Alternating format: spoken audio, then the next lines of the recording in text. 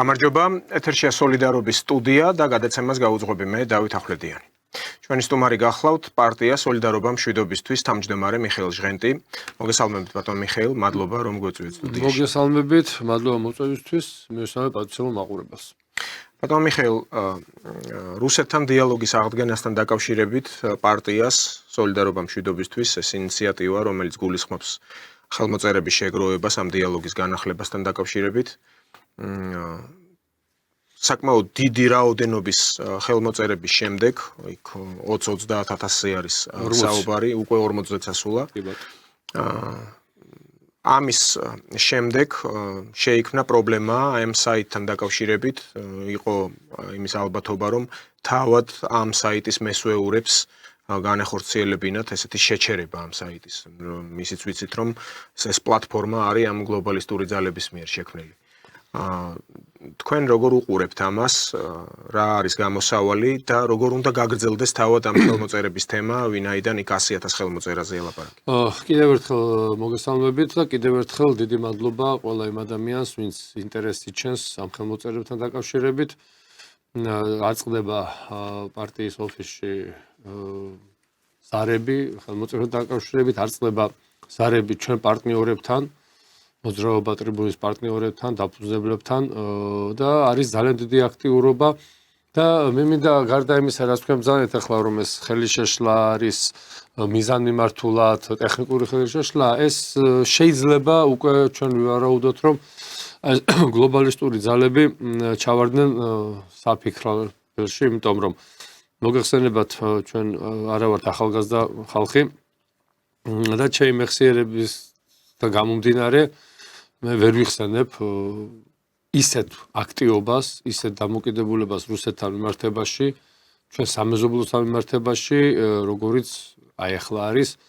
ხშირ შემთხვევაში ჩვენ გვაქვს სურათი, როდესაც მოსახლეობა უკვე თავად არის აქტიური, თავად გამოთქვამს ინიციატივას და ანუ მადლობას როდესაც ვეუბნები, პირიქით მათი მხრიდან არის, რომ ეს ჩვენ საერთო საქმეს ვაკეთებ და აქ ასე ვთქვათ სამადლობელო არაფერი არ არის, მაგრამ ნებისმიერ თანამშრომლობაში მადლობა არის სათქმელი და ჩვენ მათ უნდა ვთქვათ, მათ ალბათ ჩვენ უნდა გვითხრათ და რატო რამ შეიძლება გამოიწვიოს ეს გაღიზიანება.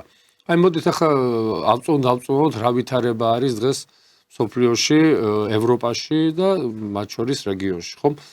დასავლეთის გავლენა და აი ბოლო გამოკითხვა კიდევ ერთხელ აჩვენა, რომ 59%-ია მოსახლეობის, ვინც მხარს უჭერს და კიდე იმედი აქვს იმისი, რომ საქართველოს გახდება დასავლეთის ოჯახის, ასე ვთქვათ, მტერი შევიდეს მაგ ოჯახში წევრი და ეს არის გაცილებით ნაკლები, ვიდრე იყო დაუშვათ შარშანწინ, 17%-ით არის კლება. და მერწმუნეთ გაისათ ეს კლება იქნება კიდე ერთი მაგზენი თუ მეტი არა.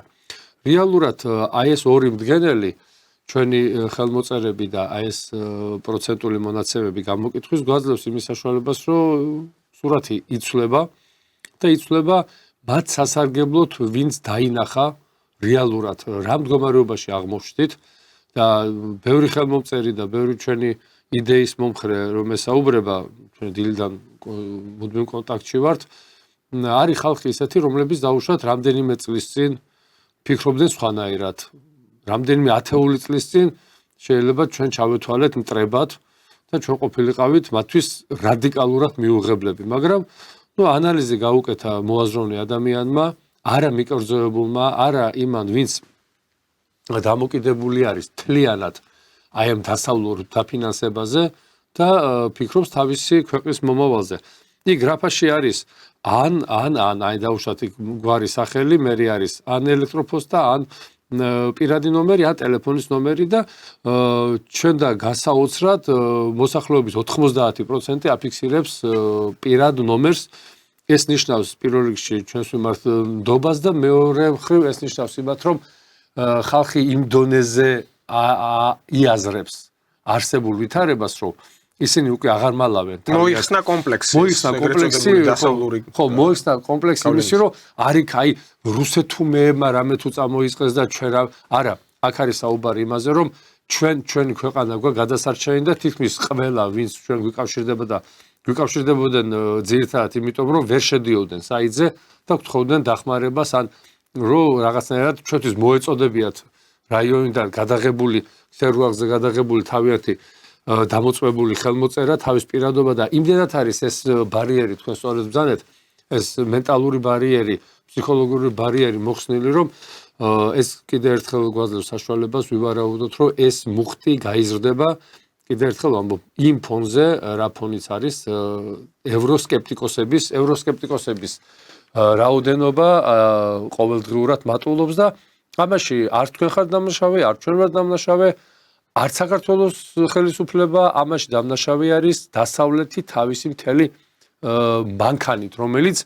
ამუშავდა 35 წლის წინ და ეხლა მოგვინდომის დახჩობა. აქამდე ისინი ცდილობდნენ რაღაცა კამფეტებით, ფოჩიანი კამფეტებით მოსულიყვნენ, რბილი ძალით, მაგრამ როდესაც დატრიალდა უკრაინაში ეს დიდი ტრაგედია, უკვე მიხვდნენ, რომ აქ რბილი ძალა აღარ იმუშავებდა და საჭირო იყო სერიოზული ზეწოლა, რომლის შედეგად საქართველოს უნდა აღმოჩენილიყო იმ ქარცეცხლში, კიდე ერთხელ ვიმეორებ და არავის ეგონოს, აი ჩვენ გვეუბნებიან, რომ თქვენ ასოცირდებით გარკვეულწილად ხელისუფლებასთან. კი ბატონო, თუ ამ საკითხში ხელისუფლებასთან ასოცირება ხდება ჩვენი, ამაზე პრობლემა არ ეგოქ, იმიტომ რომ ჩვენ ამ კუთხით ერთი ხედვა გვაქვს, რომ საქართველოს არ უნდა ჩაებას არანაირ ავანტურაში, იმ ავანტურაში, რომელსაც გვიწყობენ და რომელიც დღეს ალბათ ვისაუბრებთ ამ თემაზე, რომელიც სამწუხაროდ მოხსნილი არ არის.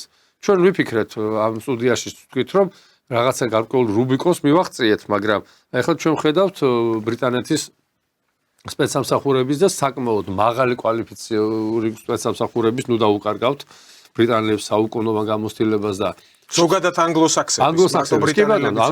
ანგლოსაქსების ამ გამოცდილებას და შთაომავლობაზე გადასულ აგენტურას დავარქვათ თუ გავლენის თუ მომხრეებს, მაგას ახლა ასეთ სიტყვების გამოყენებას ვერიდები მე.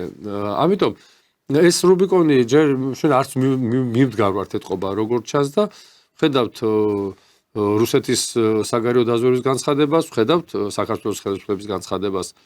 ოპონენტები ამბობენ, რომ აი ხედავთ როგორ უცბად გამოეხმაურა საქართველოს ხელისუფალი თავის პატრონებს რუსეთში და კიდევ ერთხელ ვიმეორებ, არაერთი პატრონყმობა და არაერთი თანამშრომლობა რუსეთს და საქართველოს შორის არ არის.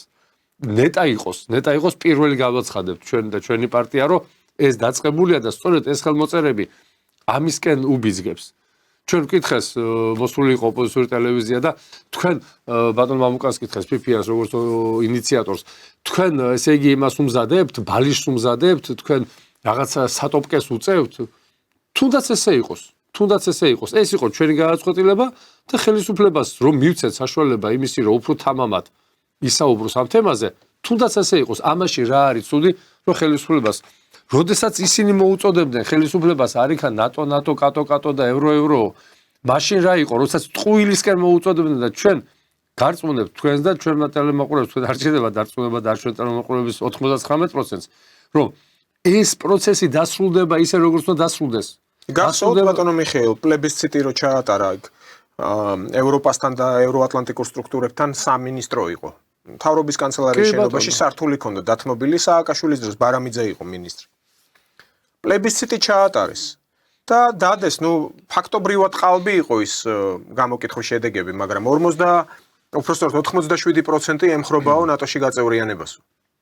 ეს იყო საუბარი ტერიტორიაზე ჩატარებულ გამოკითხვის შედეგები, რომელსაც ოკუპირებული ქონდა ტერიტორიები აქვს უბრალოდ, ანუ აფხაზეთის და სამხრეთ ოსეთის გარდა. თუ კი ის ხალხი, ახლა გასაგებია, რომ ხან სეპარატისტებს ეძახიან, ხან ჩვენ ძმებს ეძახიან. აქაც ჯერ კიდე გაურკვევლობა, როცა ჭირდებათ ჩვენი ძმები აფხაზები და ოსები, როცა საჭიროა, აი სეპარატისტები ამბობენ. მაგრამ თუ კი ისინი ჩვენი მოქალაქეები არიან, აი ეს აფხაზები და ოსები. ხო, ჩვენ ვაღიარებთ ამას, რომ ჩვენი ტერიტორია. ანუ ის პროცენტული მაჩვენებელი, რაც მაშინ დაიდო იმ პლებისციტის დროს, ნატოში ინტეგრაციის შესახებ. მათ არ ვეკითხებით? თუ ჯერ ნაწილი უნდა შესულიყო ამ ევროატლანტიკურ სტრუქტურებში და შემდეგ რაღაც ქირურგიული მეთოდებით, ან ძალისმიერი მეთოდებით, ან საერთოდ უარი გვეთქვა ამ ტერიტორიებზე. ეს იყო ლოგიკა. ალბათ უფრო ბოლო, რას თქვით. თქვენ რა ბრძანეთ? მაშინდელი ხელისუფლების ოცნება იყო, რომ აი ეს ტვირთი ვაპატიეთ ამ გამოთქმაზე ჩვენ ორ რეგიონზე გვაქვს საუბარი, ეს ტვირთი მოეხსნა და აბსოლუტურად არ აღელვებდათ. ოღონდ ხელისუფლებაში დარჩენილ იყო და შეენარჩუნებიათ ხელისუფლება. როგორც პაშინიანმა მოიშორა. კი, მოიშორა რა თმიდა ზედმეტვირთი, მაგრამ ეხლა დღევანდელი მოცემულობით საქართველოს აბსოლუტურ ინტერესებში შედის ინტეგრაცია იმ სამეზობლოსთან, რომელთანაც ერთად ჩვენ დავსხდებით და დავიწყებთ. აი გუშინ არ მინდა ერთ-ერთმა ექსპერტმა ბრძანა რუსეთმა შემოგვიგდო კონფედერაციაო. რუსეთმა იგივეს გავიმეორებ, შემოგვიგდო ფედერაციული მოწყობის თემა დაახლოებით 15 წლის წინ და აი ესე გავატარეთ. არა თუ გავატარეთ, უარი ვთქვით. არა, არანაირი რეაგირება, უარი ვთქვით, რომ როგორ გადრებათ რა ფედერაცია, ჩვენ ვართ ერთიანი სახელმწიფო და ჩვენ ამ ერთიან სახელმწიფოში შემოვიდეს აფხაზეთი, სამხრეთ ოსეთი, ცხინვალის რეგიონი და მივიღეთ იქიდან რაც მივიღეთ იქიდან ძალიან დამცინავი პასუხები, მუქარაც არა, დამცინავი პასუხები იყო. ანალოგიურად დღესაც არის შემოთავაზებები, არისო შემოთავაზებები. რა ვიცი, შეიძლება მართლა არის, შეიძლება არ არის, მაგრამ შეიძლება ვიღაცას ეს უნდა. ნებისმიერი ურთიერთობა ჩვენ აფხაზთა ძმებთან მე ასე ვამბობ და ყოველთვის ასე გავიმეორებ, იმიტომ რომ ეს იყო ორივესთვის, სამივესთვის, ოთხივესთვის, ყველა კონფლიქტში მონაწილე მხარისთვის ეს იყო დამღუპელი. ყველა რუსეთისთვისაც, საქართველოსთვის, აფხაზეთი რეგიონისთვის და სამხრეთ ოსეთის რეგიონი. ეს იყო დამღუპელი. ერთადერთი ვინც იხეირა ეს იყო ამერიკის შეერთებული შტატები, დასავლეთი ანგლოსაქსები და აი ამ ნარატივში რჩებიან ისევ ჩვენი დღევანდელი ლიბერალური პოლიტელიტის წარმომადგენლები. ოღონდ იმ განსხვავებით, რომ ეხა ნატოს ვეღარ ამბობენ ხმამაღლა, ხლა იქაც აცნობიერებენ, რომ ყოველგვარი ნატო აქ დასრულებული არის. ევროკავშირზე არის რაღაცა წვიტინებენ, რომ აი ევროკავშირი ჩვენ, მაგრამ ევროკავშირიც დასრულებულია იმ სახით, რა სახითაც ჩვენ დღეს ვხედავთ. ღმერთმა ყველა ქვეყანა კარგად ამყოფოს, მაგრამ თუ ასე გააგრძელეს გერმანიის, საფრანგეთის და მავალმა ქვეყნებმა და მათმა ლიდერებმა, როგორც ჩვენ მივარაუდეთ, არ არის გამორიცხული სამხედრო მოქმედებები ცხელი ფაზა გადავიდეს ევროპაში. ეს თანხმდრაშია ყველა იმ დოქტრინასთან, რომელიც რუსეთი განაცხადა და ხელი მოაწერა თავის ბირთვულ დოქტრინას, ხო? ამერიკის შეერთებული შტატები ცდილობს შეინარჩუნოს მშვიდობა, მაგრამ ბოლომდე არ დაასრულოს ეს ომი, იმიტომ რომ მის ინტერესებში შედის თვითონ გამოვიდეს ამ კონფრონტაციის მედიატორის მდგომარეობიდან და ეს ყველაფერი გადაულოცოს ანგლოსაქსებს ამ შემთხვევაში ბრიტანეთი იქნება საფრანგეთის დიდი სურვილი ქონდა გამختარიყო ფლაგმანი ამ ანტირუსული ახალი ისტერიის, მაგრამ როგორც ჩანს ბებერმა ბრიტანეთმა აიღო თავის თავზე ეს მისია, რომელსაც თქვათ გააჩნია სახსრებიც, გააჩნია ინტელექტუალური შესაძლებლობებიც და გააჩნია ისტორიული გამოცდილება და საკმაოდ ტრადიციები აქვს დიდი ამა თუ იმ ქვეყანაში სიტუაციის დაძაბვის და მათთვის საინტერესო რო გახდეს. ევროპა დღეს უალტერნატივოდ დატოვეს. ევროპა დატოვეს უალტერნატივოდ. თუ ევროპა და მათ ასე სწამდა, შეიძლება გარკვეულწილად მართლებიც არიან, თუ ვერ მოახერხა რუსეთის დამარცხება და ეს გამორიცხული არის ბრძოლის ველზე, მაშინ შემდეგი ბრძოლის ველი გაიხსნება ევროპაში.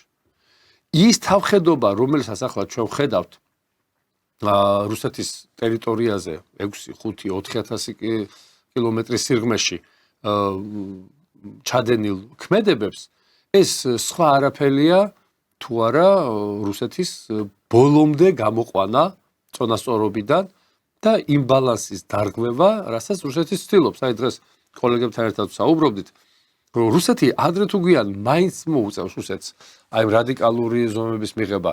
ეს იქნება ტაქტიკური, მე იმედი მაქვს, რომ მასე აღარ გადავოფრო სერიოზული არაღზე, რომ აჩვენოს სოფლიოს ერთხელ და სამუდამოდ, რომ ისინი, ანუ რუსეთი არ დათმობს თავის პოზიციებს. ერთი ძალიან საგულისხმო რამ მოხდა დღეს რუსეთის ეროვნულმა ცენტრალურმა ბანკს ეძახიან მრავალი წლის განმავლობაში პირველად დაწია საპროცენტო განაკვეთი. ეს ძალიან მნიშვნელოვანია და შევეცდები ხა ეკონომისტები ზე უკეთესად ვერ ვიტყვი, მაგრამ ეს ნიშანია იმისი, რომ რუსეთი ცდილობს თავი დაიხსნას დასავლური ამ საფინანსო წნეხიდან და იმ წნეხიდან, რომელიც ყველაზე ძლიერად არის დღეს რუსეთზე მორგებული. როდესაც ქვეყანა ომშია და მის საპროცენტო განაკვეთი 20-21%-ზე ასული, იმ მოტივით რომ თვითონ ინფლაცია უნდა შენარჩუნდეს, ინფლაცია უნდა შეჩერდეს, ეს აბსოლუტურად მიუღებელია, როდესაც სამრეწველო სამხედრო კომპლექსის გარკვეული ნაწილი მუშაობს კერძო სექტორში, ანუ კერძო სექტორი მუშაობს ამ კომპლექსზე, კერძო სექტორი აწვდის იარაღს და ამუნიციას და მათ უწევთ კრედიტების აღება. ანუ ეს კარგი ნიშანია. ესეთი რამ შემთხვევით არ ხდება. ასეთი ნიშნები მაპატიეთ საქართველოში შეინიშნება. ერთ-ერთი ბანკი ახლა არ დავასახელებ, არ მინდა შემეშალოს, უკვე იკვეთება, რომ ჩინელები არიან დაინტერესებულები, რომ შეისყიდონ. აი იმ რყევების შემდეგ, რაც აქ პოლიტიკურ ბატალიებს მოყვა, როდესაც რუსთაველი აქციები იყო. გახსოვთ თქვენ, რომ საქართველოს ბანკის და IKTB-ის აქციების შესყიდვა დაიწყეს სწორედ ანგლოსაქსონეთში. კი ბატონო. იმიტომ რომ მაგათი ქოლგის ქვეშაა ეს ბანკები. 2008 წელსაც გვახსოვს მათი მოქმედება ამ ბანკების. გაქცევას აპირებდნენ მთელი ქართველი ხალხის ფულით საქართველოსთან. ხო და აი ეს პროცესები, ეს გეოპოლიტიკური პროცესები, რაც მიმდინარეობს სოფლიოს მასშტაბით, პირდაპირ ცხადყოფს იმას, რომ რაღაცები შეიცვლება. ანუ ისე რომ ქირურგიულად, როგორც მათ შჩევია და სწადიათ, რომ დაიწყონ ეკონომიკური ბერკეტების გამოყენებაც, რიგითი ქართველების მიმართ, უბრალო მოსახლეობის მიმართ, ჩვეულებრივი გადამხდელების მიმართ და იმ ადამიანების, ვისაც კრედიტები აქვთ, ან ბანკთან აქვთ ურთიერთობა ასე შემდეგ. უკვე აღარ გამოუვათ. არიან უკვე ბევრად მოძლიერებულები ქვეყნები ეკონომიკურად, აი რო გადახედოთ შკალა იყო ამას წინა დიაგრამა იყო გამოქვეყნებული, ჩინეთი უსწრებს ყველას, პირველ ადგილზეა. თან ბევრად აღემატება, ვიდრე ამერიკის შეერთებული შტატები, ან შიდამარგი პროდუქტის თვალსაზრისით, ან იგივე რუსეთი, ან გერმანია, რუსეთი და გერმანია ერთნაირად განან პროცენტული მაჩვენებლით. ისევ დაუბრუნდები ამ რუსეთში საპროცენტო განაკვეთის დაწევას, რომელიც არ ხდება შემთხვევით და ამ გადაწყვეტილებას გარდა რუსეთის ხელისუფლებისა კიდე გარკვეულ ქვეყნებში თუ არ თანხმდება, ყოველ შემთხვევაში მათი ესეთი ჩუმი თანხმობაც სჭირდება. რის თქმა მინდა დასავლეთი კარგად მიხვდა ამ შემთხვევაში ამერიკას გულისხმობენ ამერიკის შეერთებულ შტატებს, რომ ეს ომი მათთვის მიუღებელია, მაგრამ ომის დასრულებაც არ არის თლათ მისაღები. ანუ ბოლომდე არა. უნდა ნეცეცხლზე იყოს შემოდებული და რუსეთი უნდა დასუსტდეს. არც რუსეთის აი ეს დოქტრინაში რო ქონდა ბაიდენს, რომ უნდა რუსეთი დავამარცხოთ და არც ეს არის დღევანდელი ამერიკის შეერთებული შტატების ადმინისტრაციის ინტერესებში, იმიტომ რომ მე უკვე პირისპირ რჩება ჩინეთთან და იქ უკვე ვინ-ვის ძალიან რთულია. ეს გამოიკვეთა ტრამპის ნათქვამში ბოლოს, როდესაც მას ჰქონდა სატელეფონო საუბარი რუსეთის პრეზიდენტ პუტინთან. აი პუტინმა პირდაპირ თქვა, რომ იმ შეტევაზე, რაც უკრაინელებმა განახორციელეს დრონებით, სამხედრო აეროდრომებზე, და ვიცით რომ დაზიანდა თვითმფრინავები, სხვადასხვა რიცხვებს ამბობდნენ, უკრაინელებმა როგორც ჩვევიათ, დიდი რიცხვი თქვეს იქ 40-ზე მეტი თვითმფრინავი, მე ჩამოვიდნენ 15 თვითმფრინავზე, ან მაგას არ აქვს არსებითად ახლა მნიშვნელობა, მაგრამ ტრამპმა თქვა, ხო, აი პუტინმა ისე მითხრა ტელეფონში, რომ მე აუცილებლად მივიღებ ზომებსო, ანუ საპასუხო ზომები იქნებაო უკრაინის მისამართითო. და ტრამპმა ეს ისე თქვა, რომ ეს გამოჩნდა ისე, რომ ეს მისაღებია. ანუ იმ თვალსაზრისით რაიმე ესეთი მკვეთრი რეაქცია არ ქონია. ეს კიდევ ერთხელ ადასტურებს, რომ ტრამპი პრაგმატიკოსი კაცია, თავის ვინაიდან გამოცდილი ეკონომისტია, უყურებს, რომ ეკონომიკა წარმართავს ხშირად პოლიტიკურ მოვლენებს. ამ ეტაპზე მისი მმართველობის თუნდაც პირველი ვადის, აი ამ ვადის ახლანდელი არჩევის შემდეგ მას სურს მოასწროს, რომ თუნდაც ის ნაწილი, რაც გაიმაგრა რუსეთმა უკრაინაში დონბასის სახით, ყირიმის სახით, ის ჩაიკეტოს იქ გასაღები, ანუ დასრულდეს ყველაფერი, დარჩეს იქ რუსეთი, დანარჩენ უკრაინას მიხედონ. როგორც ჩანს, აქეთკენ მიდის. ბოლო განცხადებებში ეს იკვეთება. აი ეს deep state და ის ამერიკელები, რომლებიც მას ყველანაირად და მერცის ვიზიტით სადასტურებს ამას, ახლა ჩასული იყო იქ, გაცვალეს საჩუქრები, იქ გერმანელი ბაბუის დაბადების მოწმობა ჩაუტანა ოქროს ჩარჩოში, ამან ტრამპმა აჩუქა მერცს გოლფის სათამაშო ეს ჯოხი, სადაც ორივე ქვეყნის დროშები და ჰერბები იყო გამოსახული, ამასაც ნაკლებად აქვს მნიშვნელობა, მაგრამ ისინი ცდილობენ, უпростоრად მერცი ცდილობს დაარწმუნოს ტრამპი, რომ ითამაშოს დასავლურ მოედანზე. ანუ ის რაც ეს ბებერი ევროპა, რაც თქვენ ბრძანეთ, რაც სურვილი აქვს, ესეთი ნაკვერჩხალი იყოს, არ ჩაქრეს ეს კონფლიქტი და გაგრძელდეს ეს კონფლიქტი. აი ამის ხარდაჭერა უნდა ტრამპისგან. რაც ჯერჯერობით არ ჩანს. ტრამპი ლავირებს. აკვირდება სად აი ჩვენებურად რომ ვთქვათ, როგორც იტყოდნენ ხოლმე ძველები, სადაც ვიწროა იგაწყდესო. ახლა ელოდება ამ მომენტს. ვინ უფრო გადაწონის? თქვენ რაც ბრძანეთ აი ევროპის მოქმედება ეკონომიკური ბერკეტების თვალსაზრისით, ესაც იკვეთება. ანუ ევროპამ დაინახა რომ პრობლემები ექნება, თუნდაც ამ უკრაინაში წარმოებული ომით. იმაზეც კი წავიდნენ და თანხმობას აი ბრმად აცხადებენ თანხმობას, რომ აი 5%-მდე გავზარდოთ შეერაღება ნატოს კოლგის ქვეშ. აი ამ სამიძე უნდა მიიღოს. კი, ანუ ეს არის აბსურდი, ამას ყულფში ყოფენ თავს. ვერ დაძლევენ. მერკელის დროს, როცა ტრამპს ჰქონდა მოლაპარაკებები, ძლივს დაითანხმეს, რომ გაეზარდათ 2-3%-ზე. ანუ არც მოდიოდნენ მაგაზე. მთელი ევროპის მოსახლეობა შეწუხებული იყო, ხომ არ გაგიჟდითო, ვინ გადაიხდის, ამი ჩვენი ჯიბიდან უნდა ამოიღოდესო? და ახლა 5%-ზე ამის გაზრდა. ეს ხო აბსურდია. და კიდე მეორე. რას ცდილობენ დააკვირდით ბულგარეთი, რომელიც ითვლება ევროკავშირის იქ მაყურებელმა უბრალოდ რო იცოდეს ბულგარეთი როგორც რუმინეთი არ არის მიერთებული ევროკავშირის ყველა ამ დირექტივას და ინსტრუქციას. თუნდაც ვალუტის თვალსაზრისით დღემდე ლევია იქ მიმოქცევაში. ანუ ევრო არ არის. უნდათ რომ შეათრიონ მალევე ევროს ზონაში ბულგარელები. უზარმაზა რეაქცია იყო. მთავარ ქალაქებში გამოსულები იყვნენ და წინა და იქიდან უმალ იყო პასუხი რომ აი რუსული ძალები აქტიურობენ ბულგარეთში. ესეც ხომ ბლეფია, ანუ აბსურდია სრულად. და აქვე გამოჩნდა ცნობა რომ ალბანეთსაც უპირებენ დაუჩქარონ მთელი რიგი ეს ინსტრუქციების ქვეშ არის რომ ევროზონაში ალბანეთი მოაქციონ თავიდან ბოლომდე. ხა ალბანეთიც ვიცით რომ ნაკლებად განვითარებულია ვიდრე სხვა ბებერი ევროპის ქვეყნები. ანუ ჩვენ რასთან გვაქვს საქმე, ძარცვის არეალი უნდა გაფართოვდეს. და გავლენის. ნუ ძარცვის, მათთვის რა არის გავლენა? გავლენა არის ძარცვა. ამერიკის შეერთებული შტატები რო აცხადებს რომ მე ისე უნდა გავხადო ამერიკა დიადი, ეს ნიშნავს რომ მე ისე უნდა დღეს თუ კაპიკის გართვევ, ხა უნდა გამოგართვა 10 კაპიკი. ამაზეა თელესაუბარი, მაგრამ ერთი რამ ავიწყდებათ, ადამიანს რომელსაც მოთმენა შეუძლია, ოჯახს რომელსაც მოთმენა შეუძლია და სახელმწიფოს რომელსაც მოთმენა შეუძლია, ეს გაცილებით სახიფათოა.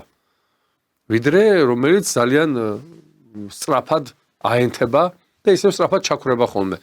ამიტომ მე მიმართავ რიგ უწყებებს, რომლებიც თამაშობენ ადამიანის ნერვებზე, ნუ გამოცდიან ამ მდგომარეობას და იყვნენ წინახედულები, იმიტომ რომ ამერიკის შეერთებული შტატები არ არის ის ქვეყანა, რომელიც თანმიმდევრულად თავიანთ ასე ვთქვათ, ეგრეთ წოდებულ მომხრეებს გვერდში დაუდგება.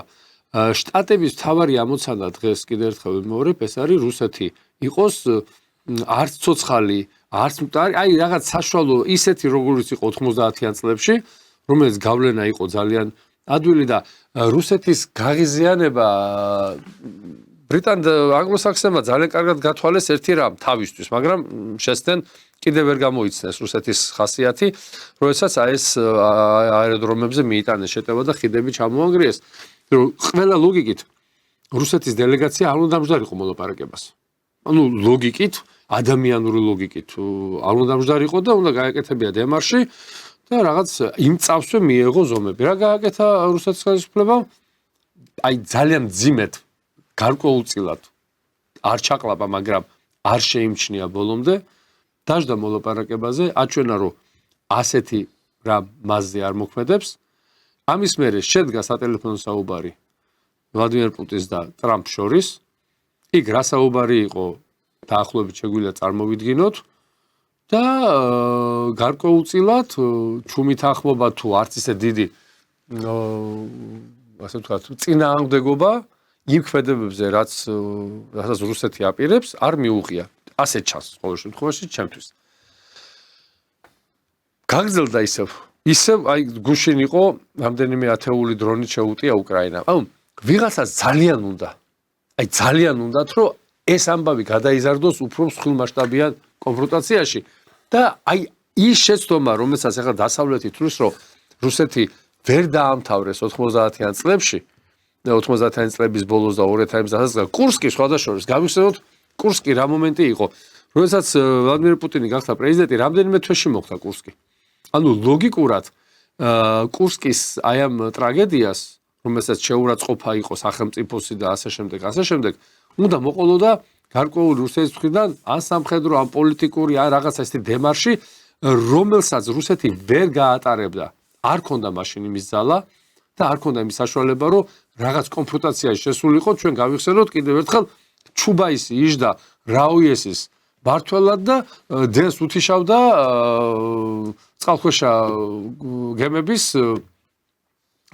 სადაც ბაზირებდნენ წყალქვეშა გემების სადგომებს ხო ხა თქვენ წარმოიდგინეთ იქ რა მდგომარეობა იყო 2000 წელში 1 საათში გათიშავდნენ თელ ჰაერსაწინააღმდეგო სისტემას და ანუ რუსეთზე განხორციელდებოდა ის რისი ოცნებაც მერე უკვე მოგვიანებით 2014-დან მოყოლებული დაიწყეს რომ აი ამის განხორციელება და პუტინმა იქ ლარი კინგთან ინტერვიუში საკმაოდ ისეთ ხშირად აპელირებენ ამაზე და ხშირად იხსენებენ ამ ფრაგმენტს აჩვენებენ რომ ირონიულად იძახის რომ კი მაგრამ რა დაემართაო კურსკსო ანუ მაყურებელმა რომ იცოდეს ჩვენ ახლა კურსკის ოლქზე არა გვაქვს საუბარი გვაქვს ატომურ წყალქვეშა ხომალდზე რომელიც მაშინ ამ ტრაგედიის შედეგად ჩაიძირა იქ ცოცხლებიც იყვნენ ეკიპაჟის თითქმის ნახევარი და ესე ირონიულად უთხრა რომ რა დაემართა დაიძირაო ირონიანარევი ხმით უთხრა მაგრამ ეს მან გადაძლია რამდენჯერმე თავის თავი ვის და ახლა პუტინს არ ეშლება მისი მამა იყო თვითონ წყალქვეშა ძალების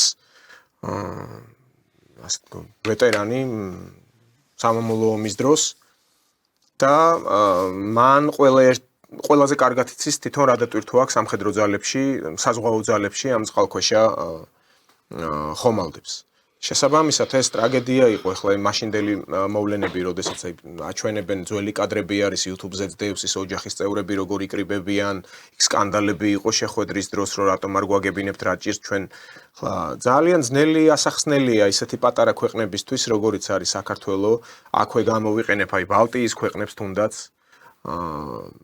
ნორვეგიამ შესთავაზა მაშინ დახმარება რომ მოდით ამოვიყვანოთო მაგრამ ამაზეც ჰქონდა პასუხი მას არაო გაანებეთ ამ ნავს თავი იქ გვაქვს უახლესი რაკეტები რომლებიც ზესაიდუმლო როდესაც ესეთი ტიპის წყალქვეშა ნავი გადის სიღრმეებში იქ შესაბამისია ეს აღჭურვილობა სამხედრო აღჭურვილობა საიდუმლოა რა თქმა უნდა მოწინააღმდეგეს ხელში არ უნდა ჩავარდნილიყო მაგრამ იმ მომენტში დაძლია ამ კაცმა თავის თავს თქვენ ახსენეთ ზუსტად ის პერიოდი როდესაც ჩუბაისი ვიღაც გლობალისტები ისხდნენ ამ პულტებთან და მართავდნენ იქ სიტუაციას როგორც იელცინმა გაანიავა მთელი რუსეთის დოვლათი ზუსტად ასე აგრძელებდნენ და ბერეზოვსკი ცნობილი იყო ეს კაცი თავის გართობით სუსტი ყოფაქცევის პატარა არასრულწლოვან გოგოებსაც იბარებდა იქ მე როგორც ვიცი ახლა იქ მაშინდელი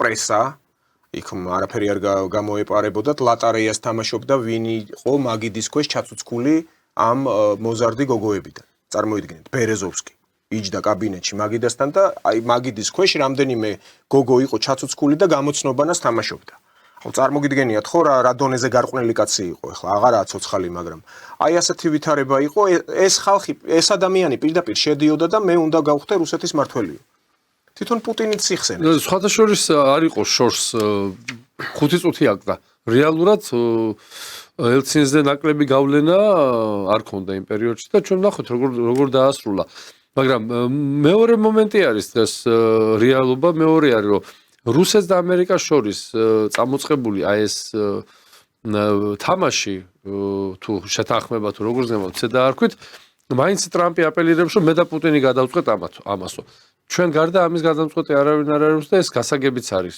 გვესმის მაგრამ რა ამოძრავებთ აი მოდით საღად შევხედოთ სიტუაციას რა ამოძრავებს დასავლეთის ლიდერებს შიში რუსეთის მიმართ კი ბატონო შეიძლება დაუშვათ რომ ისტორიული შიში აქვს რუსეთის მიმართ, ისევე როგორც თურქეთს ჰქონდა და დღესაც გარკვეულწილად აქვს რუსეთის მიმართ შიში, იმიტომ რომ ეს როდესაც მრავალჯერ მოგიწევს ამა თუ იმ ქვეყანასთან და ადამიანთან კონფლიქტი, რომელიც დაამარცხებს მეორე მხარეს, მას ყოველთვის უჩნდება გარკვეული შიში, მაგრამ ამ შიშს ხო ვერ ძლევენ. ანუ რა მექანიზმია, რა ძალები არის ის, რომელიც აი ამ ტყვიამფრქვევის ამბრაზურისკენ აწვება და მიაქანებს ამ ქვეყნებს. ხო, რა ძალებია? ხელისუფლებაში მოყვანილი ძალები, კი ბატონო, ლიდერები ამ ქვეყნების, კი ბატონო, მათი შთაომავლები, კი ბატონო, ხო გამოიკვეთა, რომ დღეს დასავლეთ ევროპის პრაქტიკულად აღმოსავლეთში მათ შორის 90% ვინც არის, მათი წინაპრები იყვნენ ან ფაშისტები, ან ფაშისტებთან ძალიან ჭიდროდ მოთანამშრომლე ხალხი, რომელსაც გენეტიკურად არ იცვლება ეს, ზედა ძალიან ძნელია შენი ბაბუის აჩრილიდან გამოხვიდე. აი თქვენს და მეც ჩემი წინაპრის აჩრილიდან გამოსული ვერა ვარ. იმიტომ რომ თქვენ იცით ჩემი ისტორია, მე თქვენი ისტორია ძალიან კარგად ვიცი და ჩვენ მაინც ამ გავლენის ქვეშ ვართ. ხო, ჩვენ შვილიშვილები ვართ ამ გავლენის ქვეშ. როდესაც ვიცით ჩვენი წინაპრების საქმიანობა და ჩვენ მათი ვამაყობთ, ხო? შეიძლება ეშლებოდათ რამე, მაგრამ ანალოგიურად ესენი გაიზარდნენ ამ პარადიგმაში. მათი არსებობა და მათი დღევანდელი საქმიანობა ეს მარტო ეს შემთხვევით კი არ შეაგროვეს ეს ხალხი. ეს ხალხი შერჩეულია, რაზე მოაწერდნენ ხელს. და აწერენ ხელს. აწერენ აი როგორც ჰიტლერული გერმანიის ფაშისტური გერმანიის ლიდერებმა მოაწერეს ხელი თავიანთი ქვეყნის განადგურებაზე, რომ შეპყრობილები იყვნენ. ასევე ესენი აწერენ. და აქაც იგივე იყო, ვინც კი მოიყვანეს ხელისუფლებაში ამ ფერადი რევოლუციებით. ყველას წინაპრები იყვნენ მენშევიკების საქმეში მყოფნი. საქართველოში როგორ აქვს საქმე? საქართველოში ეს ქალბატონი როზი საგდა გუშინ იყო საუბარი, თხოვეს გადართე უყურიო ტელეპიროზე რაც გადაცემა იყო. საქართველოშიც აი ეს მენშევიკების შვილები და შვილიშვილები და შვილთაშვილები არიან. და მეორე მხარეს, შენ როგორც კი იტყვი რეალობას ის რაც მე და თქვენ გვახსოვთ. გვახსოვს ხო? მშენებლობა, წინსვლა, ეკონომიკა, იარლიყი გვაქვს იმისი, რა ქვია, კომუნისტების. იმიტომ რომ ჩვენ ეს კარგად ვიცი და ჩვენი წინაპრებისგან გვსმენია როგორ შენდებოდა. მე ვიცი დაახლოებით 21-22 წლებში ზემო იმერეთში რა მდგომარეობა იყო, სოციალური ფონი როგორი იყო. საჭმელი, სასმელი პრაქტიკულად არ იყო, ისე იყო ზემო იმერეთი განადგურებული აი ამ შემოსევებისგან და შიდა შემოსევებისგან. იქ არავინ აღარ შემორბოდა, იმიტომ რომ ჟორდანია 100 წელი არავის არ ჭირდებოდა. თუ ყველაფერი მიყიდული ქონდა ამ უნიათო და დამნაშავე ხელისუფლებას, რომელიც გაიქცა. ანუ ჩვენი კიდევ ერთი პრობლემა არის, ჩვენ შეფასებებს არ ვაძლევთ. ანუ ისტორია ამოვატრიალეთ, მტერს დაუძახეთ, მოყვარეს დაუძახეთ მტერი. და ეხლა ვფიქრობთ, რა დაგვემართა ეს, როგორ მოგვივიდა, რა დღეს ჩავარდითო. როცა შენ ჟორდანიაზე და აი მაპატიეთ თაღლითებზე ლაპარაკობ, აღმატებულად რომ აი ესენი იყვნენ და იქ ვიღაცეებზე კიდე და იქ რაც ხდებოდა მე უკვე 90-იანების ბოლოს თუ 2000-იანების დასაწყისში შენ ამ ხალხს თვლი ქვეყნის პატრიოტებად, ნებისმიერი მე მიყვარს ესე თქვა, ნებისმიერი თარიღი ფასდება თავის შედეგით. რა შედეგი მოგვიტანა ამა თუ იმ თარიღმა საქართველოს ისტორიაში? შედეგი მოგვიტანა დადებითი, მერტვა გაუმარჯოს. შედეგი მოგვიტანა უარყოფითი, რომს ყოველდღე ვიზეიმოთ, ყოველწელს ვიზეიმოთ. 5 ჯერ გამოვაცხადოთ სახელმწიფო დღესასწაულად. ის არ არის დღესასწაული. 13 მაისი დღესაც საქართველოს ჩვენი ასაკის უფროსების და ცოტა უმცროსების მეხსიერებაში იქნება ყოველთვის 13 მაისი. აი როგორც დიდი გამარჯვების დღე. ხომ მეთანხმებით? რა თქმა უნდა. არავინ არ კითხულობს დასრული ადამიანი 13 მაისს რა მოხდა. ყველა მის ახლა შეიძლება ბავშვებმა არ იცოდნენ, იმიტომ რომ ეს აი ამის მიწოდება არ არის ძალიან კულტივირებული. და იქაც ხაზი უნდა გაუსვათ იმას, რომ იმ გუნდში, იმ 22 ადამიანში ყველა ქართველი იყო. ნუ აფხაზიც და ოსიც, რა თქმა უნდა. კი ბატონო, აფხაზი და ოსიც იყო და ახლა როდესაც წარმატებია. აფხაზმა და osma კი, გაიტანა ორივე გოლი. მნიშვნელოვანი გოლი, კი ბატონო. და ახლა როდესაც ხდება ესეთი ტიპის გამარჯვებები, თუნდაც აი სხვა ტურნირებზე, ეურო ტურნირებზე, იქ სულ ლეგიონერებიდან არიან დაკომპლექტებული ეს ხალხი. ჩემი პატივისცემა კიდევ ერთხელ ყველა ჩვენ რეგიონერს რომლებიც დღეს საქართველოს ასახელებენ და საქართველოს სახელს კიდე აცნობენ, გუშინ კვარაცხელას თამადობით, მაგრამ ეს ყველაფერი არის კარგი. მაგრამ ეს არ მუშაობს სამწუხაროდ საქართველოს მოსახლეობის ძალიან პატარა პროცენტს ეწოდინება აი ეს დიდი გამარჯვება, რომელიც კვარაცხელიას გუნდმა მოიპოვა რამდენიმე დღის წინ. შეიძლება აი თუ სპორტით არ ახარ ძალიან დაინტერესებული, არც გაგახსენდეს რა მოხდა. ეხლა ვინმეს რო კითხო, კალაძემ ორჯერ მოიგო იმის თასი, რა ქვია, ჩემპიონატ თასი. როდის მოიგო? 99% ვერ გეტყვის, იმიტომ რომ კი გაგვეხარდა, მაგრამ ეს არ იყო ეროვნული იდეის და ეროვნული თვითყოფადობის დაფიქსირების მომენტი. რატო ამბობ ისტორიის გაყალბებაზე? ისტორიის გაყალბება 90-იანებში დაიწყო. უფრო ადრე დაიწყო. მე თუ მკითხავ 70-იანების ბოლოს დაიწყო, როდესაც საბჭოთა კავშირის ნომენკლატურამ პრაქტიკულად გადაწყვიტა ჩაბარებოდა ბრიტანეთს. დაიბნა ხრუშოვის ხელისუფლება, როდესაც ხელში შერჩა ამხელა გიგანტი, რომლის მართვის პრაქტიკულად წარმოუდგენელად ჩათვალეს, რომ მათი ინტელექტუალური დონე იყო თანაშემწის დონეზე დასული. ანუ ისინი ყველა იყვნენ სტალინის თანაშემწეები, რომელსაც არც ეს არ გამოადგა იმის უნარი და ძალა, რომ ჩადგომოდა აი ამ უდიდეს მახინას ბოდიში ამ გამოთქმაზე, რომელიც ვისაც ეს უნარი ქონდა, უმალ მოაშთეს. ხო, ანუ ვისაც უნარი ქონდა, ხო ის უმალ მოაშთეს და მე ძალიან გულიმწყდება, რომ დღესაც რუსეთში ხო, აი სტალინის ფენომენზე საუბარი ბერიაზე საუბარი, რომელიც პრაქტიკულად უდიდესი წვლილი შეიტანეს ყველა იმ ხედამთავართან ერთად. და პირველ რიგში ხალხთან, რა თქვა სტალინმა? საბჭოთა ხალხმა, ჩვენ ჭანჭიკები ვართო, ყველა საბჭოთა ხალხმა მოიგო და ჩემი გამოსვლა რო იყო სტავროპოლში, პროროსტომაზე, მე ესე დავამთავრე. სტალინის დავამთავრე, ეს მოეწონათ, არ მოეწონათ, ეს მეორე საკითხია. ამის, როცა შენ ისტორიას მალავ, არ ახარ მართალი. როცა ქართველი კაცი თავის ისტორიას მალავს, როგორ ჩაიბარე, რა ჩაიბარე, ვისთან ერთად გააკეთებ, ძალიან ბევრი ადამიანი საბჭოთა საქართველოში იმხელა გავლენით სარგებლობდა, რომ დღეს ბევრი მინისტრი ვერ დაიბსა, ასობით მინისტრი ყავდა ჩვენ ამ ბოლო 20 წლის განმავლობაში. მაგრამ იყო სკოლის დირექტორები, ისეთები როგორც იყო ალიოშა ცინცაძე, მამაჩემის სკოლის დირექტორი და მამაჩემის მეგობრების, შვილების, ჩემი თაობის დირექტორი იყო კიდე. და კიდე ბევრი მიხა ყორაგველიძე და მიხა ყორაგველიძე რაიკომის დივანზე უფრო დღავლენიანი კაცი იყო, თითქმის ციხლით უღებდა რაიკომის დივანს, რაიკომის დივანი იქით აკითხავდა. თუ თანამდებობით მასზე მეტი იყო. ანუ პიროვნებები დაიკარგა ხალხი, რომელიც აწევს ამა თუ იმ თემას და დღეს მაპატიეთ შარვალ ჩახტილები დარბიან სცენაზე და ეს არის და ეს ფინანსდება. ეს შემთხვევითი ხო ჩვენ არ არის ეს შემთხვევითი მოვლენა. და აი მივადგეთ რეალობას. როცა უნდა შეიცვალოს მენტალობა, როცა უნდა შეიცვალოს დამოკიდებულება, ხალხის დამოკიდებულება მოვლენების მიმართ და დადგა აი ეს პერიოდი. ამ პერიოდს რუსეთი გადის ამდენი წელია უკვე 2000 წლიდან, ხო? ერთი საეტაპო იყო 2007 წელი, მერე იყო ჩვენი ტრაგედიაზე მოსინჯული კბილი და მერე იყო 2014 წელი. და მერე 2022 წლის თებერვალი. 22 წლის თებერვალში ითქვა სოფლიო როგორც აქამდე იყო ვეღარ იქნება და ჩვენ ხედავთ ამის რეალურ სურათს, ხო? საქართველოს მდგომარეობა კიდევ ერთხელ ვიმეორებ, მიუხედავად იმისა, რომ ჩვენ გვაქვს გარკვეული პრეტენზიები და სამართლიანი პრეტენზიები ხელისუფლების მიმართ, კიდევ ერთხელ მხარს უჭერთ აი ამ ქმედებაში, სადაც ქვია რუსეთთან ურთიერთობის ესენი არ გაღიზიანება. უკვე არ გაღიზიანება, ბატონო დავით, აღარ არის საკმარისი. არ გაღიზიანება, საკ თავის პერიოდი გაიარა. ეხლა საჭიროა კომუნიკაციის აღდგენა. და ამ კომუნიკაციაში ყველა ქართველმა და ყველა ქართველი ვინც ჩაერთვება, დამიჯერეთ შეიტანს ძალიან დიდ წვლილს. იმიტომ რომ სხვა გზა არ არის და ის რაც მოსახდენია, მოდით მოვახდინოთ მშვიდობიანად, ვიდრე გამწარებული მოთმინება გამოსული. ადამიანს კიდევ ერთხელ რაც უფრო მეც მოათმენინებ, მით უარესია. რაც უფრო მეც მოათმენინებ რუსეთს, მით უფრო მძიმე იქნება. და მარტო მოთფენაზეც არ არის, აი ეს ძალები, რომლებიც აქ ძირგამომთხრელ საქმიანობას ეწევიან, ყველაფერს გააკეთებენ იმისთვის, რომ თქვენ როგორ ბრძანეთ, რომ გააღიზიანოს.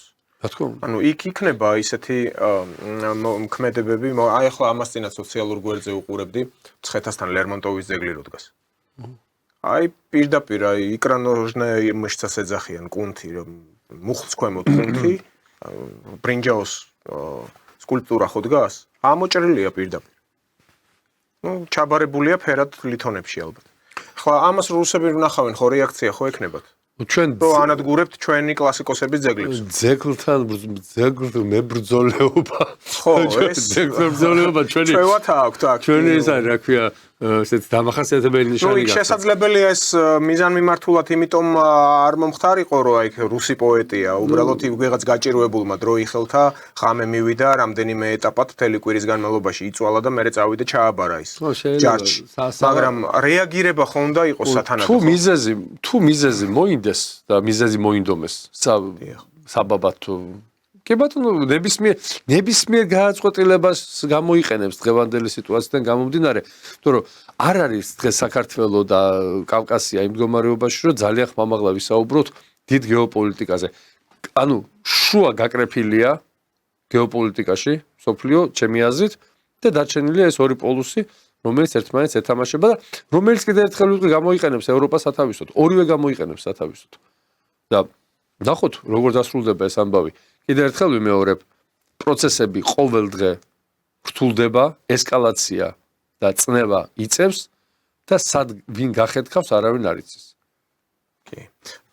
და ეს ძალები, რომლებიც აქ მოქმედებენ, გასაგებია ეს რა ძალებიც არიან და იყო იქ საუბარია აგრეთვე იმაზე, რომ იქ რასიზმს ეს deep state-ი გასაგებია, თუნდაც ახლა ეს ელჩის ამერიკის შეერთებული შტატების ელჩის განცხადება, რომ ის პენსიაზე მიდის, ესეც ხო სასაცილოა ახლა, როდის საკითხია რამდენიმე წლით ადრე ვინ გადის ასე პენსიაზე. თან ჩვენი ქვეყანა იქ დასავლეთში, გნებავთ ევროკავშირში ან შტატებში შეტანილია განსაკუთრებულ ისეთ რეგიონად ითვლება, სადაც დანამატებიც აქვთ სახელმწიფო ჰონორარები აქვთ საკმაოდ მაღალი. რისკის ზონად ითვლება მაინც. და ყველა ცდილობს რომ მოხდეს საქართველოში დიპლომატები. და ამას თავად რით იხსნიან, რომ აქ არის გადასარევი კლიმატი, არის კარგი ბუნება, არის კარგი საკვები, ის თანხარაც ერიცხებათ ეს ბონუსის სახით გაორმაგებული ხელფასები. და აქ მეფეები ვიცხოვრობენ, ეს უცხოელი დიპლომატები, ანუ საკმაოდ კომფორტულად გრძნობენ თავს და ყველა ცდილობს რომ ამ ქვეყანაში მიიღოს აგრემანი და აკრედიტაცია, როგორც ელჩი იქნება თუ ელჩის მოადგილე თუ რა ვიცი ვინც გინდათ იყოთ, ციები ხო დგება, რამდენი დიპლომატი უნდა წამოვიდეს ქვეყანაში. ხო და აი ასე რომ იცით რამე პენსიაზე მივდივარ და კარგად იყავით. შეხედავ საკმაოდ ისეთი ნორმალური ახალგაზრდა ქალი იყო. იმ ბევრად ახალგაზრდად გამოიყურებოდა ვიდრე მისი წინამორბედი. ის საერთოდ კაცი იყო თუ ქალი იყო ვერ გაიგებდი. დარბოდა მარტო LGBT-ების აქციებზე დროშებს იქნევდა აქით-იქით. ხო და ეს რა თქმა უნდა მიანიშნებს იმაზე რომ იქ არ არის ერთმნიშვნელოვანი პოლიტიკა საქართველოს მიმართ.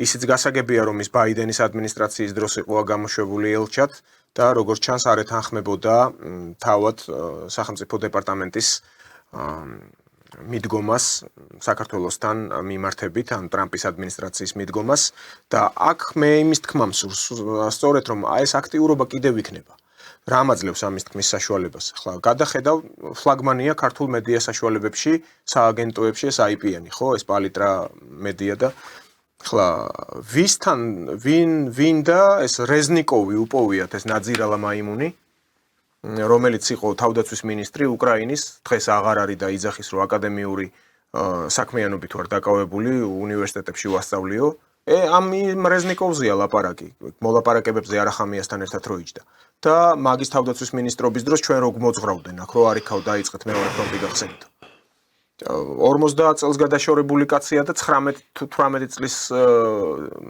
ცოლი ყავს ანუ ეს გადახრებით როგორც ბალინოჩი ხო ნუ ეს არ ვიცი არა ნორმალური ფსიქიკა ხო ნუ ეხლა ის შეიძლება სრულწლოვანია ის გოგო და ეხლა რა შუაში სრულწლოვანობას ვერ დავაბრალებთ მაგრამ ხო და ის მიკვირს რომ ეხლა უმეროვთან რო ჩაეწერათ ინტერვიუ მოქმედ თავდაცვის მინისტრთან უკრაინის კიდე სხვა ამბავია გამოიჭირეს ხლა იმ ჟურნალისტმა რა დააშავა ის შეიძლება მისთვის პირიქით ის იყოს რომ აი ექსკლუზივი მოიპოვა ასეც არის დაანონსებული რომ არიქა ექსკლუზივი რეზნიკოვთან მაგრამ როცა მოყავს შენ რეზნიკოვი 3 წლის წინ წასული მინისტრი თან უკრაინის და მასთან ვრცელ ინტერვიუს იღებ და საქართველოსია იქ ბოლო აკორდი რომ აი იმედიაო საქართველოს დაუბრუნდებაო იმ ცივილიზაციასო ანუ უკვე გულანძღავს ეს რას ნიშნავს? Რომ ეს მედია საშუალება კოჭს უგორებს სწორედ იმ deep states და იმ საცეცებს, რაც აქვთ მათ გადგმული აქ რეგიონში.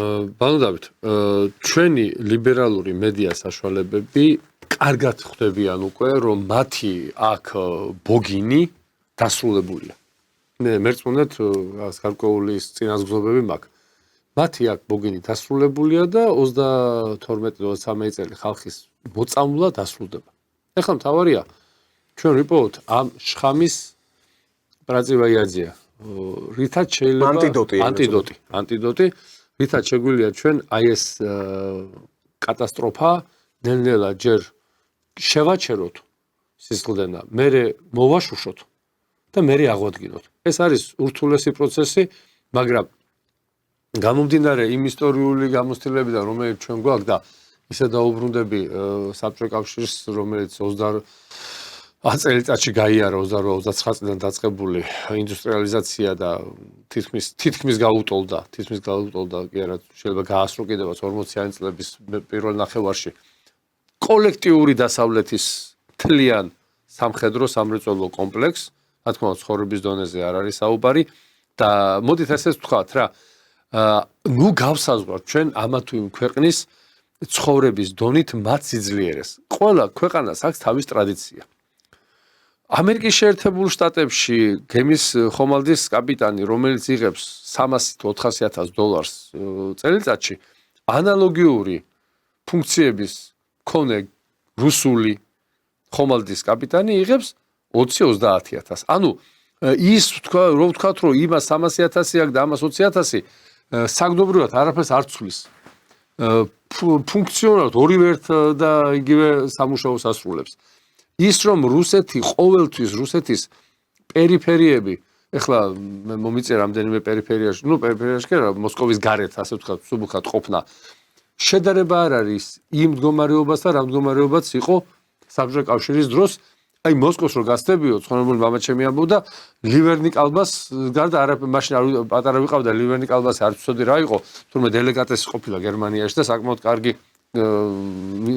კერძი კი არა, ზეხოულის ნაირსახეობა, მაგრამ როცა ისტორიულად ახარ შენ მიჩვეული ამას, როცა ქართველი კაცი ისტორიულად არის რაღაცას მიჩვეული, რომ აი მაგალითად საწყენად არ ვიტყვი, მაგრამ აი სამეგრელოს ეზოებში რომ სამტრედიას რომ მიადგები და რომ დაინახავ აი ამ მოვლილ ეზოებს, აი ხვდები რომ აი უკვე სამეგრელოს უახლოვდები.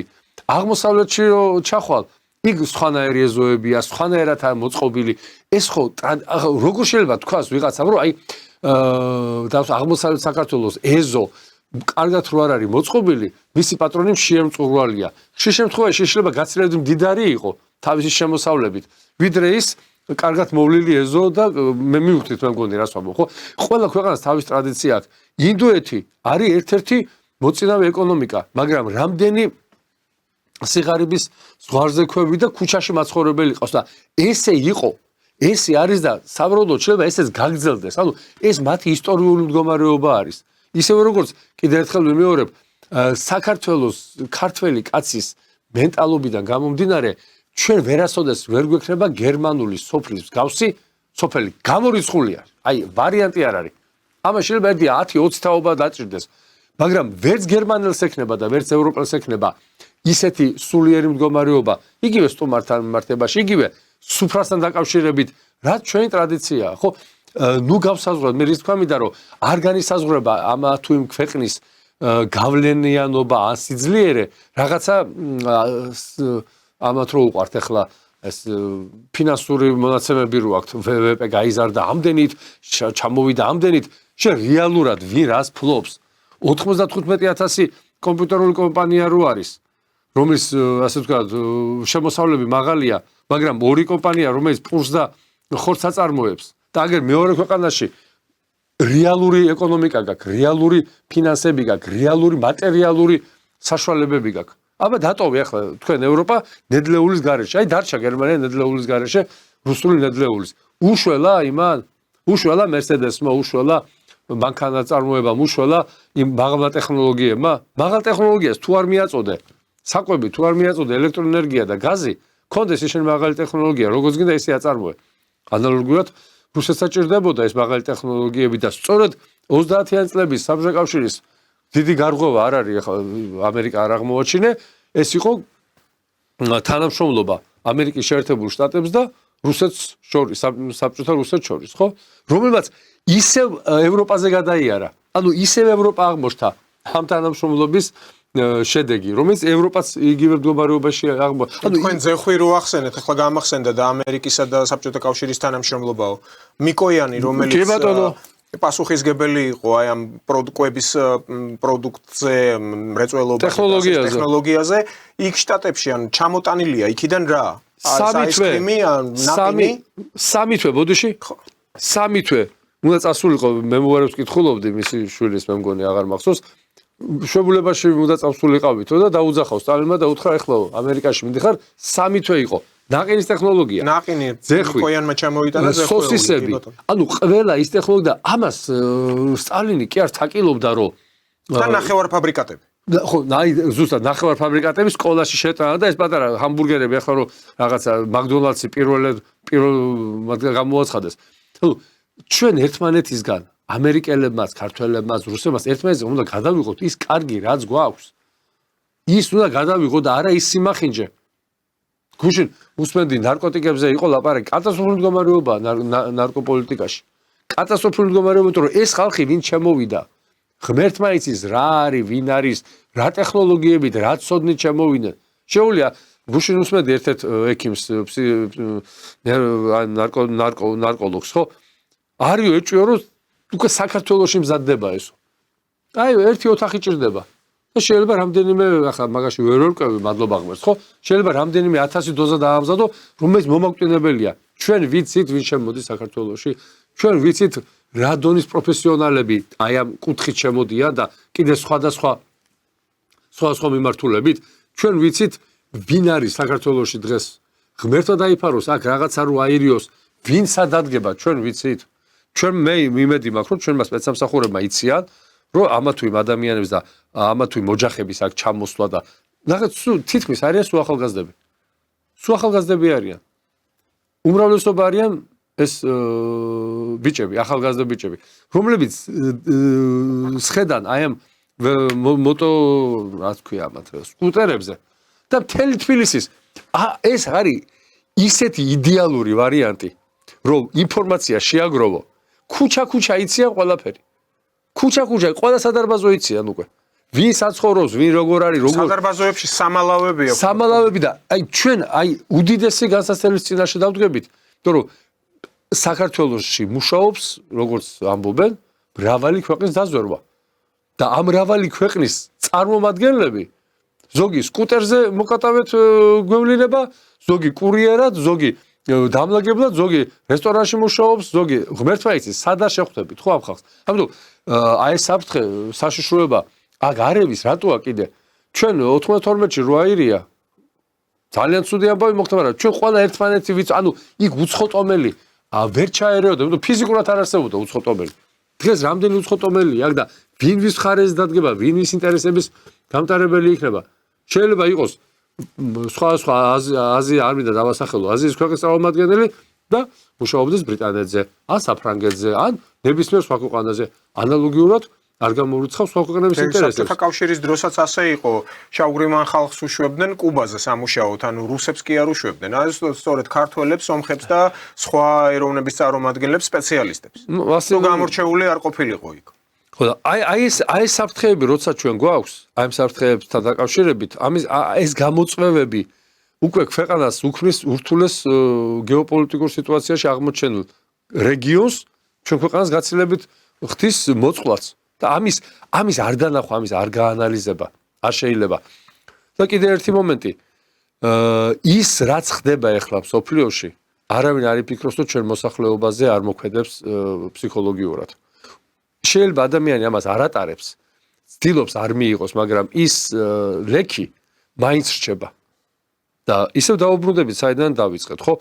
ერთადერთი ქვეყანა, რომელსაც სახელმწიფო, რომელსაც დღეს რეგიონში სტაბილურობის შენარჩუნება და სტაბილურობის გარანტია არის რუსეთი. სოფლიოში აი ამ სტაბილურობის გარანტი ეს არის რუსეთი და ამერიკის შეერთებული შტატები, მიუხედავად ჩემი დიდი პატრიოტიზმისა, ჩინეთის, ინდოეთის და დიდი ქვეყნების მე ევროპას, ევროკავშირს და არც ერთ ევროპის ქვეყანას ვერ მოვიაზრებ სტაბილურობის გარანტიად. იმიტომ ეს ქვეყნები როგორც პოლიტიკური მოთამაშეები დასრულებულია. არათუ სტაბილურობის პირიქით სამქეზებულურ პოლიტიკას. კი ბატონო, მათ ისინი დასრულებულები არიან და მათი ერთადერთი ფუნქცია არის აი ფიჩხის როლი შეასრულონ და რუსეთის სამქეზებლობა. ყველა წამქეზებელი ბატონო დავით ბოლოს აღმოჩნდება წაქეზებულის როლში. თორე წაქეზებული რო წაიქცევა, მერე ვის წინამდეაც წააქეზა, ის წაქეზებულს რო გადაუვლის, მიადგება წამქეზებელს. ეს მოხდება, იმიტომ კი არა რომ ჩვენ გვინდა ეს ობიექტური რეალობა მიიყვას აქამდე. ობიექტური რეალობა, როდესაც ნაპოლეონი წააქეზეს და ნაპოლეონს ჩაუგდეს თავში რომ არიქა, აგერ რუსეთია შენი ერთადერთი შანსი რომ უფრო დიდი გახდეო. თორე მანამდე ხო ვიცით პავლე პირველთან ერთად ბრიტანეთის წინააღმდეგ მიდიოდა 80,000-იანი ექსპედიცია იყო მომზადებული ინდოეთში. ანუ უცბად ისე შემოატრიალეს ანგლოსაქსებმა, რომ ეს ორი ქვეყანა ერთმანეთს დააჯახეს და ჩვენ სადღო გარანტია. გამოთქმაც არის ირლანდიური, თუ ინგლისელი, თუ სადმე მეზობლები ჭუბობენ, ძმები ჭუბობენ, იცოდეთ რომ ბრიტანელი სტუმრობდაო. ხო, ინგლისელი სტუმრობდაო. ის რასაც საქართველოს ხელისუფლება დღეს აცხადებს ბრიტანეთთან დაკავშირებით, რა მოხდა რომ დაეყნო რუსეთის ფედერაციის საგარეო დაზვერვას. აი რა არის ამაში? ისეთი სასწაული, როცა უკვე ბრიტანეთი გამოჩნდა, მისი ყურები გამოჩნდა, აგერ უკრაინის თელ ამ ოპერაციაში, რომელიც ჩატარდა, რომელიც კიდე ერთხელ ბარწმუნებს იმაში, რომ ის წმენდა, რომელიც საჭირო არის რუსეთში, არ არის ბოლომდე მიყვანილი. შეიძლება ნახევარზეა მიყვანილი. დასავლეთი ჯერ კიდე იმეც იტოვებს, რომ ეს რუსი ექსპერტების აზრია და აბსოლუტურად ვეთანხმები, რომ რუსეთში შეიძლება კიდე იყოს ისეთი გენერალიტეტი და ისეთი სამხედრო ელიტა ჭალებში, რა თქმა უნდა, პატარა, მაგრამ იყოს, რომელიც გარკვეულ მომენტში, კრიტიკულ მომენტში არ დადგება რუსეთის მხარეს. იმიტომ რომ მათი სული და მათი ის არის ყველაფერი დასავლეთში. იმათი გაზრდილები არიან, მენტალურად იმათი გაზრდილები არიან. და ძალიან ძნელია ხა ვიღაცა აკრიტიკო, ამას რატო არ აკეთებ, იმას რატო არ აკეთებ. დადექი მის ადგილზე და ჩაიბარა ის პასუხისგებლობა და მერე გადაწყვიტე შენ ვისთან იომო, ვისთან არ იომო, ვის მოეფერო და ვის არ მოეფერო, ხო? ხო, ნუ ჩვენ 2 წუთი გვჭება კიდე ბატონო მიხეილ ვიზიარებთ თქვენ ამ პოზიციას, მაგრამ ნუ ახლა ჩვენ რასაც ვაკვირდებით საქართველოს ხელისუფლების ძირითად გზავნილებს არის ის რომ სუვერენიტეტისთვის მაქსიმუმის კეთება, არავინ არ უნდა იყოს ქვეყნის მბრძანებელი, არავის წნეხის ქვეშ არ უნდა ვიმყოფებოდეთ, მაგრამ რეალური მოცემულობა აი რეალ პოლიტიკიდან გამომდინარე, სხვათა შორის რეალ პოლიტიკის ერთ-ერთი თვალსაჩინო ისეთი დიპლომატი, პოლიტიკოსი ჯეკ მეტლოკი თბილისში იმყოფებოდა, მეგობრობს სხვათა შორის ამ ადამიანთან და ის იყო სწორედ აი რეიგანის ადმინისტრაციის დროს რეალ პოლიტიკის მიმდევარი, რომელიც მაქსიმალურად ცდილობდა ისეთი ყევები არ ყოფილიყო ორი სახელმწიფოს დაპირისპირების დროს და აქ ის შეიძლება ითქვას თქვენ ახლა მაგალითისთვის მოიყვანეთ რომ რატომ არ შეიძლება რუსეთის სადაზვერვო მონაცემებს დავეყნოდო. საქართველოს ხელისუფლების პოზიციას თუ გავითვალისწინებთ მესმის ეს აღდგინება რომ ჩვენ სუვერენული ქვეყანა ვარ და არავინ არ უნდა იყოს ჩვენ ზემოთ, რომელიც ჩვენ გვიბრძანებს, მაგრამ რთულია ასე მოძრაობა. არ რჩება მეორე ვარიანტი. არჩევანის წინაშე და მოუწევს დადგომა ან ეს ჭინკები და ეს deep state-ის წარმომადგენლები ყველაფერს გააკეთებენ, თუნდაც აი ამ NGO-ების და არასამთავრობო ორგანიზაციების მხრიდან მიიღებენ ისინი ფინანსებს, რომ აქ სერიოზულად შეარყიონ ხელისუფლება, ეს ერთი და ოცნებას უკვე მოუწევს მაგ დროს გადაწყვეტილების მიღება საით არის. ან მეორე ვარიანტია, ან უпростоრად მესამე ვარიანტი, თქვას რომ იცით რა, ჩვენ აი ესეთი ფრთიანი ანგელოსები ვართ, ჩვენთან დემოკრატია, ვინც გინდა მოიყვანით. ანუ აი ეს პირობითად კოლექტიური ნაცები. თუ აი ეს პარტიები, რომლებიც ახლა ანგლოსაქსების ქუსლის ქვეშ იმყოფებიან. თავარი ამოცანა დღეს ანგლოსაქსებს აქვს ვადამდელი საპარლამენტო თუ ახალი საპარლამენტო როგორც ნებაცა დავარქვათ, არჩევნები. მაგრამ მე ერთსაც კიდე დავძენ გუშინ წინ თქვი და გავმეორდები. თუ ეს არჩევნები დაინიშნა და დასავლეთმა დაანიშნინა, მაშინ შეიძლება დასავლეთმა კიდევ უფრო დიდი მარცხი განიცადოს აქ ანგლოსაქსებმა. აი იმ ტენდენციიდან გამომდინარე, რა ტენდენციას ჩვენ ხედავთ დღეს დასავლეთის დაღზევება და რუსეთთან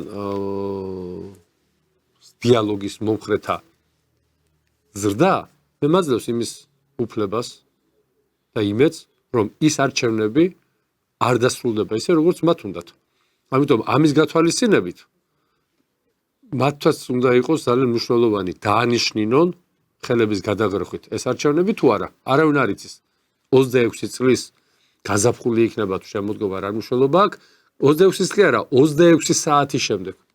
ჩვენ რა მდგომარეობა გვექნება და მსოფლიო რა მდგომარეობაში იქნება, ვინმე იტყვის, გამორიცხულია.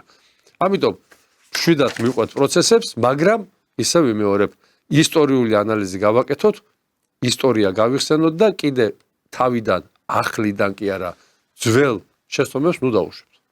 დიდი მადლობა გადაცემაში სტუმრობისთვის. მე ჩვენს მაყურებელს შევახსენებ, რომ ჩვენი სტუმარი გახდათ პარტია სოლიდარობა მშვიდობისთვის თავმჯდომარე მიხეილ ჟღენტი.